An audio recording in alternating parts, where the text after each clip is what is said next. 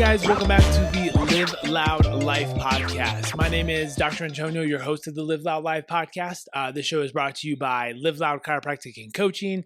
That is our practice in Lafayette, Colorado. My wife and I, we own Live Loud Chiropractic and Coaching.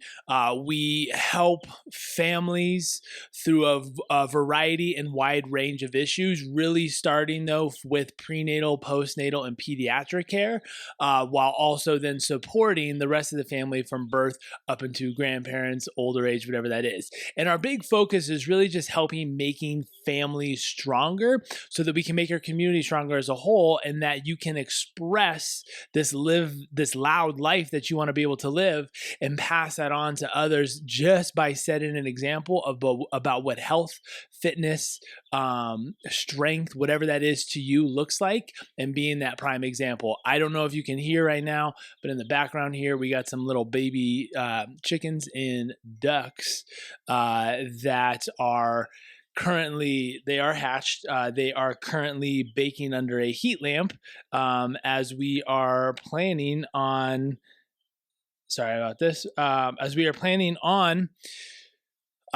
on a property soon, which is amazing for us and a family. And we're going to have just a little bit more space and hopefully going to be having some chicken and some duck eggs. So that is what you may or may not hear in the background. Not sure if you can hear that in the post edit.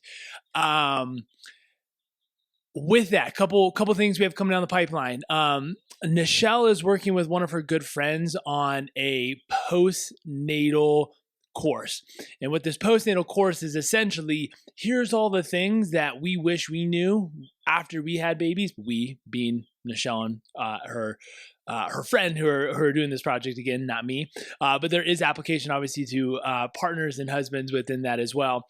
From nutrition, from postpartum rehab to postpartum mental health, whatever that is, that's going to be such an amazing course.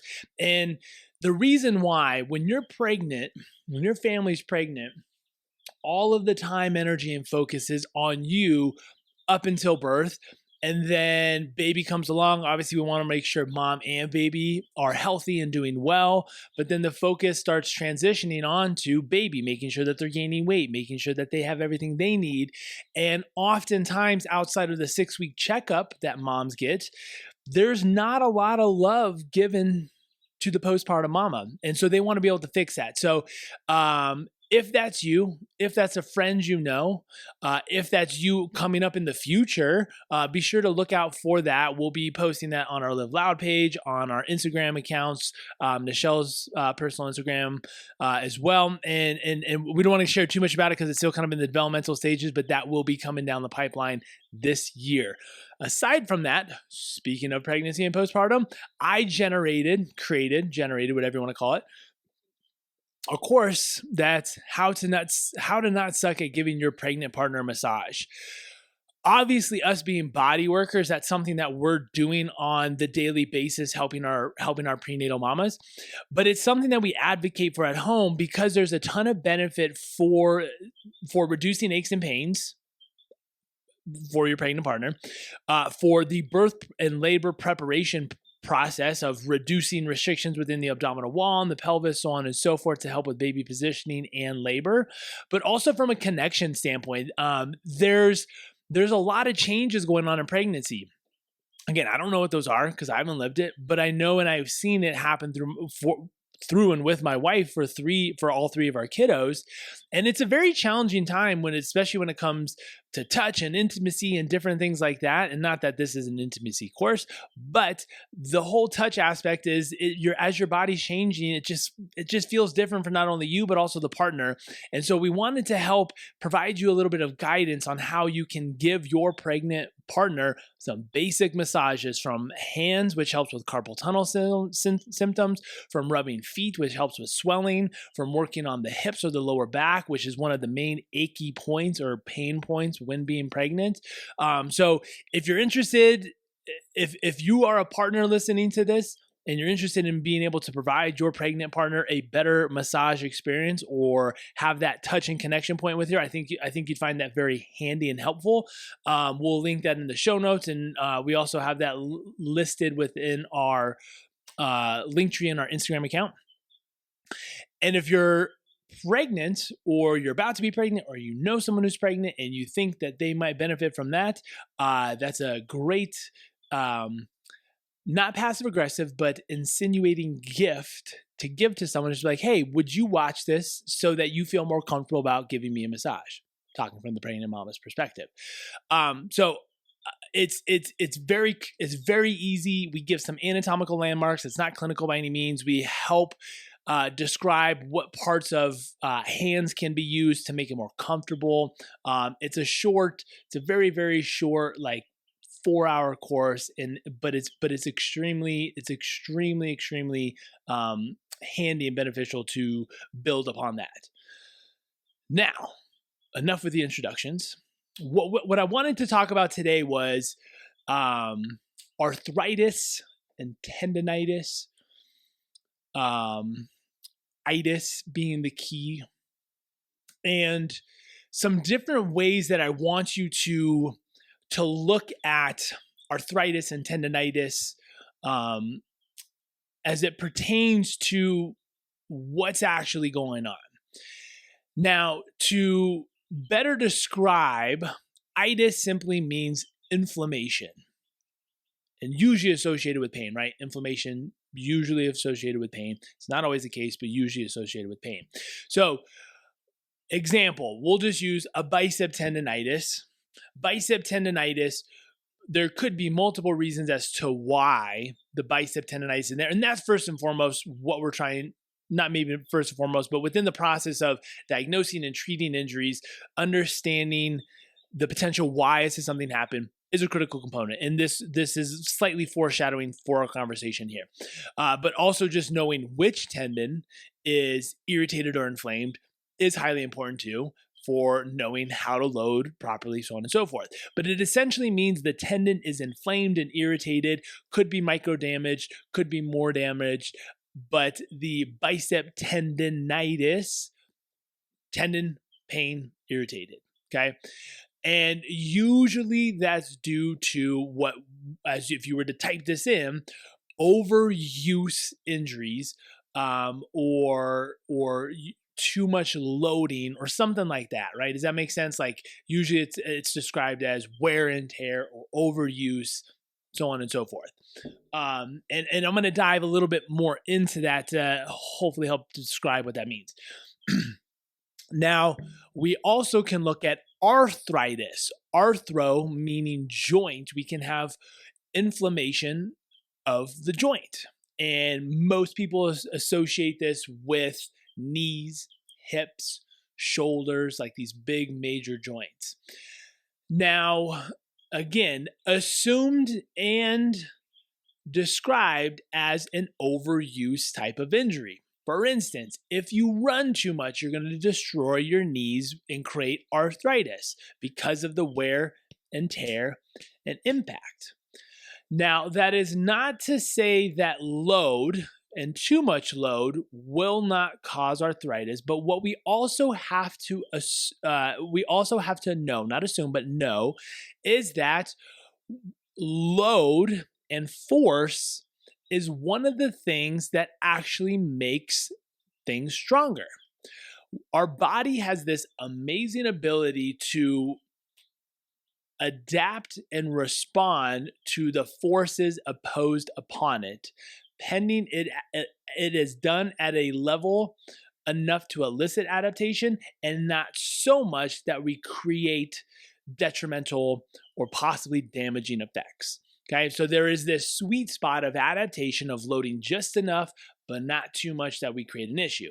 And that's really where the magic happens. Now, what is that load? Well, it's different for everyone. It's different on a number of different criteria, from your experience with lifting or loading or doing anything else. Not only that is how long you've been doing it. So for weightlifting, they oftentimes call it like your weightlifting age of like how long you've been doing this, because that essentially will help someone determine how much your tendons have been under load and how much response and density they've built up over time.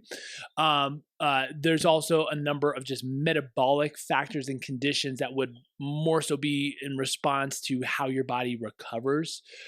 So for instance, someone who might have like certain autoimmune conditions or certain conditions that just makes it harder for them to recover, that's obviously going to make your recovery from that adaptation more challenging. So there are a number of things to consider, and we're not going to dive into all those because that's not what's most important. What's most important to understand, though, is that load is a good thing. But just like anything else, too much of a good thing could be a bad thing. But I think more times than not, we're erring too far on the conservative side, assuming that too much load will create damage and thus you will have more degeneration or more arthritis or more tendonitis, thus leading to more damage, thus leading to more pain, thus leading to further intervention down the road, i.e. steroids, injections, MRIs, possible surgery. Make sense? And the reason why we have to look at this is we have to have a conversation about how much you're currently doing. And then we try to meet in that zone of adaptation.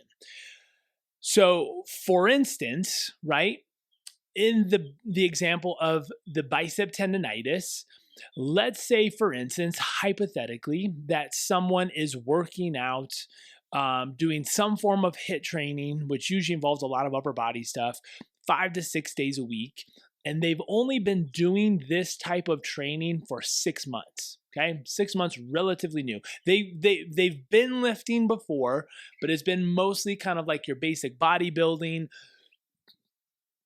less intense, less dynamic type of movements. 6 months ago, they decided to start HIIT training. They start hitting it harder, and they're doing a lot of different things at speed and in a more dynamic fashion. So we can see that there is a direct change in the amount of load in which the shoulders were being exposed to, with possibly less recovery time and or not enough recovery time based on the new training methodology and style. So we can see a direct link and change to why an instance of a bicep tendon might be hurting. And so the question would then be, well, what's the best approach to deal with this? Now, outside of an MRI, we wouldn't necessarily know the extent of the possible damage to the tendon, but even with the MRI, you're not going to fully know that unless there's gross major damage and changes, okay, which your function and limitations and ability would most likely be down because of that. So with this story and example, making that assumption is that it's slowly and gradually kind of crept up on us over the last 6 months, or realistically maybe over the last 4 or 6 or 8 weeks, we can make an assumption that we are above that zone of adaptation and the load is too much. Now, that does not mean we have to cut out all load. There are other factors that would be leading into this, and part of this is the biomechanical approach of leverage. There are certain movements in which, when we're talking about upper body movements, we might be loading or leveraging the bicep tendon too much and not sharing and distributing the load across other joints such as the elbows or other muscles such as the pecs, the triceps, anterior delt, so on and so forth. And they're all involved to some capacity, but we're really just looking like, are we leveraging well enough so our bigger muscles such as pecs and delts are not taking as much load or strain as the bicep tendon might be. So that's a factor. The other factor would be recovery. The other factor, recovery involves diet, sleep, so on and so forth. So we can see a clear indication, representation of why the tendon irritation or tendonitis occurred, but we cannot say that it's because we know that it's too much. We're just above that zone of adaptation, but we cannot just assume that like the movement is bad because it just might be too much loading or too much weight or not enough recovery. And that's part of the recovery and the rehab process, is finding out what really works, right?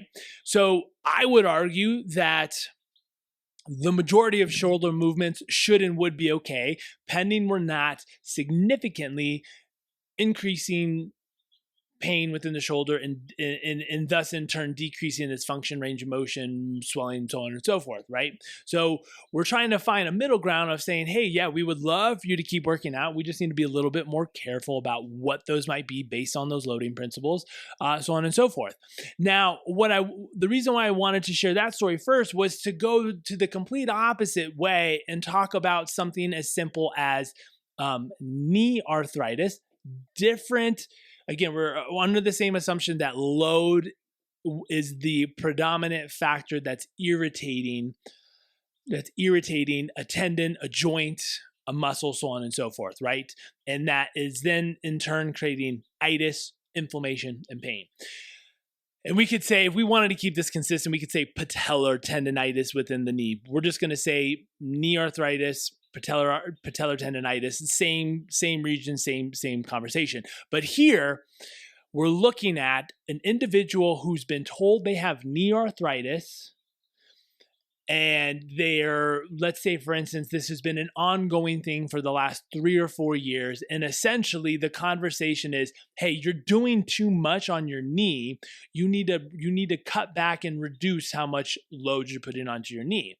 Well, then the patient asks, well, what would those things be? What are your activities? Well, I pretty much just walk the dog, and that's about all the extent of my exercise I do. I don't do any resistance training or anything like that. Well, walking must be the thing that's too much for your body. So you need to wait, let it rest, and then you can get back to it. So we wait and we wait and we wait, and sometimes weeks, months, sometimes even years later, we're still waiting for the thing to heal. Now, if you look at any sort of textbook, any sort of physiology textbook that talks about healing timelines, especially when you're not doing anything, 12, 6, 8, 12, maybe 16 weeks is a pretty consistent timeline for when healing should occur, right? Meaning that if you've been waiting that long, whatever has been quote unquote damaged is healed, and that there shouldn't be any more pain. But this is the tricky part about pain. And we've had other episodes about pain before, but this is where we're seeing, well, if load is causing arthritis, but yet this person, or tendonitis, but yet this person isn't doing anything, why are they still having this knee arthritis tendonitis diagnosis when they haven't done anything? There's no load even involved, but yet they're still getting labeled as the knee is the issue, and there's some sort of damage, and that damage is irreplaceable, and that it cannot change. And that's what's so interesting to then, kind of tie this all back. Remember the conversation of load elicits adaptation, responsive strength. If you are not loading tendons, connective tissues, muscles, and joints, they will actually, I'm going to say it, I don't want to say it, but start to degenerate and weaken if you don't use them. It is a use it or lose it principle, right? If I was to not exercise, my knees would start to degenerate faster than if I did exercise. Argumentatively, some on the extreme case of too much exercise might be leading to some more damage on certain things. But you have to consider those that are doing those, they're in tune with their programming, they're in tune with their recovery, they're in tune with their diet. Right? So the likelihood of more inflammation and issues arising actually reduces, because in order to even do that much, you have to be dialed in. And outside of that, usually those individuals that have tendon issues or joint issues, they're more accidental just based on sheer statistics of how many repetitions one might do and the likelihood of running into an issue of a bad rep or something happening. That's the reason why, not because they're doing too much per se. And they've actually looked at this with marathon runners. Marathon runners, predominantly which are done on concrete and street running, they don't have any more knee arthritis than a sedentary population that does not exercise. And some would say, and argumentatively based on the radiographs that they're looking at, that the sedentary population actually show more signs of degeneration than those who are running marathons and are more active. And they're starting to dive into this more, where when we look at the joint is essentially two bones that meet each other. Okay. And then within that, we have a cartilage surface, which essentially is like a smooth surface, which allows for the two surfaces to rub together with less friction. Okay. And they're contoured based on the shape of the other one so that you have this nice sliding and free moving joint. Now that is controlled, and the amount of range of motion is controlled through the muscles, but also the ligaments. And then within that, the majority of our joints are what we call a synovial joint. So there is a capsule. This is a fibrous capsule that holds synovial fluid within the joint. So if we look at, I'm going to describe this and also show it, but if I have my two knuckles together as a joint, I have per se a piece of saran wrap that attaches the two joints together. And then within that saran wrap, I have this like oil, this like lubricant and oil that helps keep the joint a little slippery and lubricated. Okay. It is a fluid, and that fluid has a number of different properties within it, which helps keep it healthy. But as with most fluids within our body, that fluid ebbs and flows and moves as a result of movement.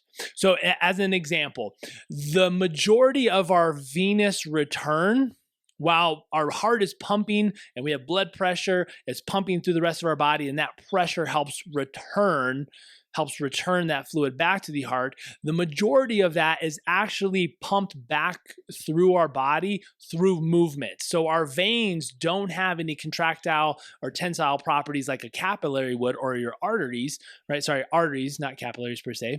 Arteries would. And so they're basically just a hollow tube, but they have a one-way valve. So as I move my arm, my muscle actually contracts, and that squeezes blood out of the system. It goes through the veins, and then that backflow valve prevents essentially blood from backing up. Okay. So the joints are very similar in the fact that you need to move the joint in order to move new synovial fluid in and out. It is constantly being interchanged. Thus the recovery model that we've been talking about, right? Unlike your automobile, which does not auto-generate that lubrication, you have to drain it and refill it. We're able to constantly do that on a daily basis through movement. And you need to do that, because what they're starting to see is that you're actually starting to see degenerative excess growth and changes to the cartilaginous surfaces and bony surfaces as a result of not moving.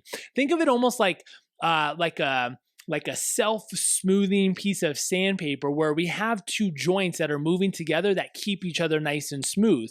Not so much that they're grinding into each other, but just enough to just smooth it out, so we have this nice slick piece of ice that the two sides can have a relationship with, which is fantastic because that allows the joint to articulate. Now, the question that we commonly get when we're talking about this stuff is like, well, what about a crunchy joint? Does that mean there's more crud or crap in there that's going to be chipping away and wearing and tearing at it? No, it doesn't. Now, there are instances of a loose body where you have a fragment for whatever reason that has come off, but the majority of this is, again, we have two surfaces rubbing together. You're bound to get a little friction, and you're bound to get some crunchiness, but you also have ligaments that are rolling over bones. You also have muscles that are moving. There's a number of different factors. So if you have crunchy joints, which we'll do another whole show on this probably, it does not mean that you're wearing down the joint. You just have two surfaces rubbing together.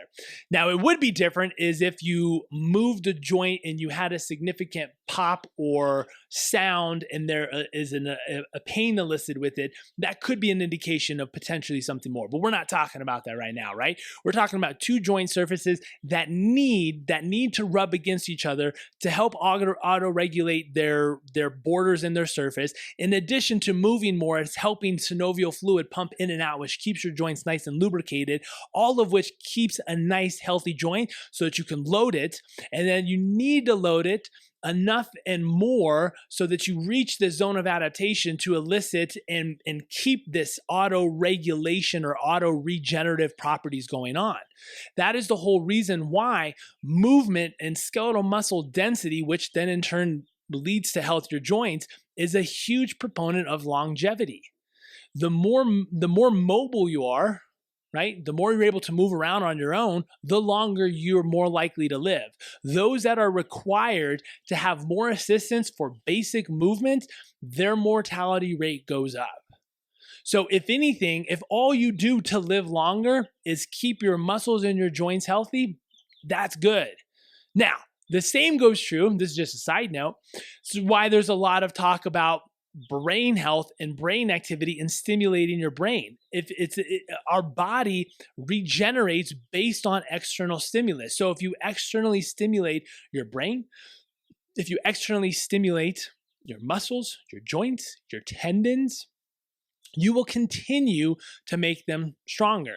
Now, what commonly happens is we get tripped up in this, and I'm not saying that's completely wrong, but we get tripped up in this model of lightweight and high repetitions, assuming that heavier weight is more damaging, again, more damaging to our joints and our tendons and our ligaments. That is not the case. There are benefits to a lightweight, high repetition methodology and programming, but that is not the sole focus. There is a ton of benefit with doing slightly heavier, again, relative to you, resistance training to, again, elicit proper muscle adaptation, growth, strength, neurological conditioning, as well as conditioning for your joints. Now, even more important than that is full range of motion.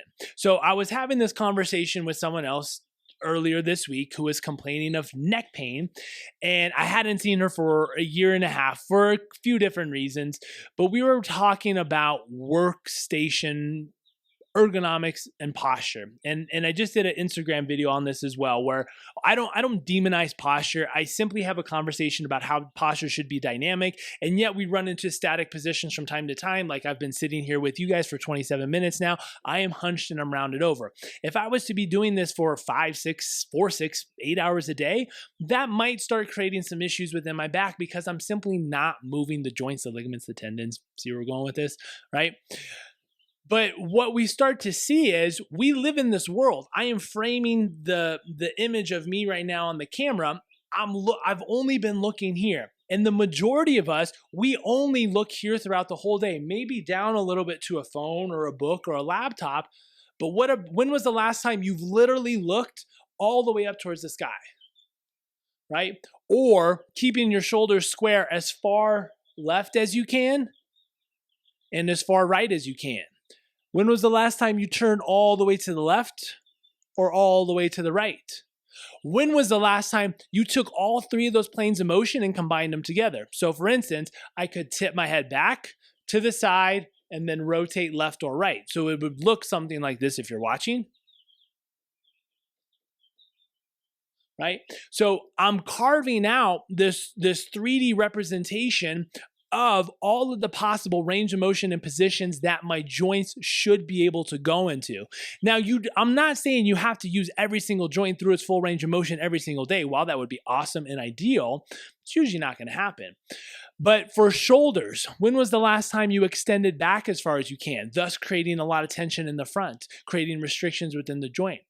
For the spine, we flex a lot, but we typically don't go through like a lot of true good flexion and or extension, not to mention lateral flexion and rotation. So we see while we're trying to do our best efforts of exercising, even functional training, which is just plastered everywhere, we still miss out on so many opportunities to condition the muscles, the tendons, the connective tissue, and the joints by going through just proper range of motion. Now, this is not stretching per se. This is a movement modality, if you will, which is specifically intended to elicit using your joint through full ranges of motion. Right? So how would that look? We already gave the example of the cervical spine or the neck. For your wrist, it might just be some wrist circles, right? We're constantly in flexion. Very rarely we might be going up and down, side to side, or rotation, or any combination of that, right? The shoulder we already talked about, of flexion. We do a lot of flexion and, kind of out to the side, but even just bringing our arms up over the head. It is surprising, actually. Some of my patients who have not lifted their arms over their head in a while, we'll say that, right? And it creates a lot of stiffness around the joints. You can get it back, but it makes it a lot harder if you haven't done it in a while. Now, on top of just the shoulder, The hip, well, we sit, it goes through some flexion. We walk, it goes through a little bit of extension, but we hardly challenge it into internal rotation, external rotation, or abduction, or bringing it away like we would with our arm. So what I want to challenge you guys to do, and I had a previously done like mobility challenge, if you will, not like a competition or anything like that, but just encouraging this principle of moving your joints throughout the day. And this reminds me, I need to revamp that and update that.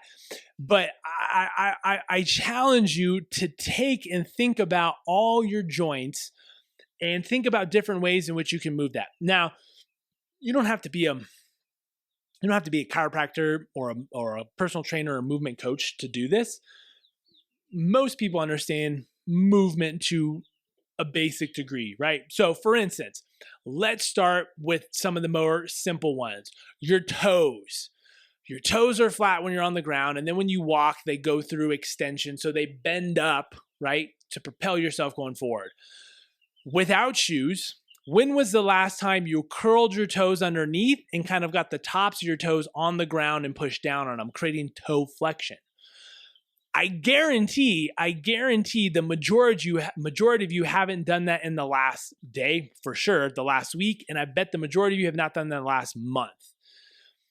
Now, why does that matter? I don't have any toe issues or pain. Like, I'm doing just fine. Yeah, true. I mean, but I'm coming at it from a different model, right? As we already indicated, the movement model for mortality is directly correlated, right? And what's one of the main things that you need to be able to do as an adult as you grow older to regain and have as much independence and control? Walking. So, I would hate for anybody to have such stiff feet and toes that walking does become painful. And I'm not saying it will. This is not a scare tactic saying if you don't stretch your toes, you're going to die sooner. That is not what this is. So, calm down, all y'all out there.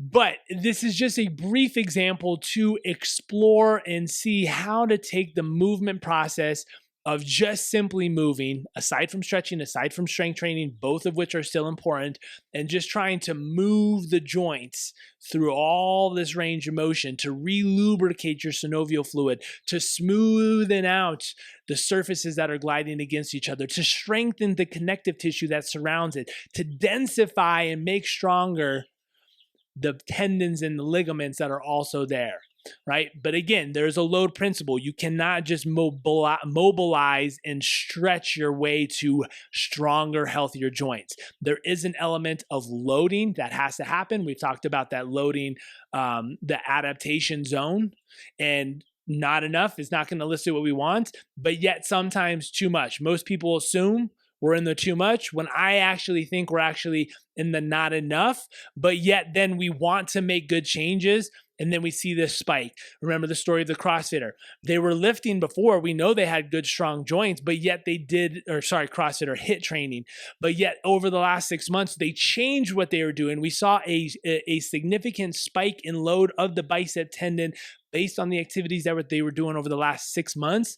And we can then make a pretty accurate prediction and assessment that was probably the cause of it. So just because we're down here majority of the time, we call this the weekend warrior, right? Throughout the week, most of us aren't doing enough. We're more sedentary than not. But yet on the weekends, we want to go play and we want to go play hard. And so we do a 20-mile bike ride, or we do an 8-mile trail run. Your body's not conditioned to do that. The tendons, the muscles, the ligaments have not been conditioned and densified and strengthened enough to withstand that. And then you see this tendonitis or joint pain or arthritis response because of a peak in loading, not because of consistent thing. So that's where working with a coach is so beneficial. They're more or less just there to help you manage load, to reduce injuries, to get you to do the most that you can, by also reducing injuries by keeping, kind of control and reins on how far and much you want to push. Athlete dependent, person dependent, recovery dependent. Okay. But I hope that this at least spark some questions that you can ask your providers. I hope that it gave you a little bit more confidence in your joint condition, that the majority of you most likely do not have this life-altering joint arthritis that's going to require a replacement, a quote unquote replacement down the road, or significant tendon damage that you've been told, well, just keep going until it gets really bad and then we'll just do surgery on it. No, there's so much you can do. You just need to know and understand the appropriate amount of what to do. And if you don't know, that's why there's professionals.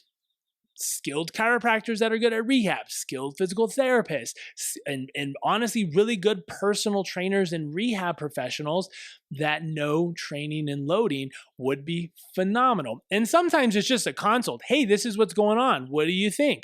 Oh, well, what are you doing? And we go through the conversation of figuring out how much you're doing. Is it too much? Is it too little? Could you supplement some additional prehab, rehab, or strength training movements to further strengthen the ligaments, connective tissue, and joints, so on and so forth. And I think that would be highly beneficial. Now, as a caveat, because I have heard this said before, and I just don't want people to get caught up in semantics. Someone was arguing essentially like joints, you can't strengthen joints, indicating that strength training doesn't strengthen the knee. You can strengthen the muscles around it. But when we're talking about strengthen, think of it as, again, like creating more density, making it more resilient. So in my mind, you can strengthen a knee. You can strengthen the cartilage. You can strengthen the bone.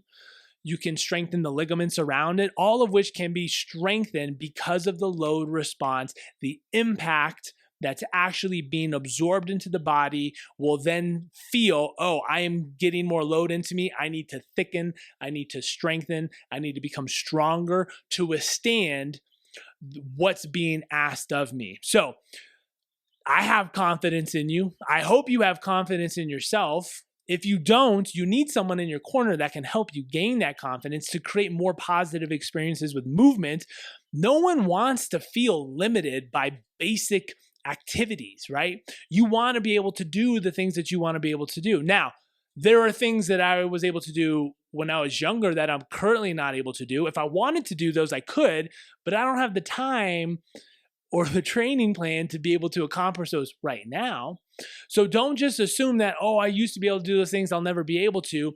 It all comes back down to the proper training and loading to help squash arthritis, to help eliminate tendonitis, whatever it is that you feel like you're struggling with. I know this can help. So, Live Loud Life podcast. Thanks for tuning in. If you got a buddy who's, always like, my tendonitis is flaring up, or, my arthritis is so bad, share this with them. It's an extremely helpful conversation. If not, at least provide some ammunition so that they can go to their ortho, their PCP, or whoever is harping on them about arthritis and tendonitis and start asking some better questions. It helps them start Googling maybe some different providers in the area to help, again, create that confidence in your body so that you can move your joints more, make them stronger, and live longer and live a loud life. Thanks, guys. See you next time.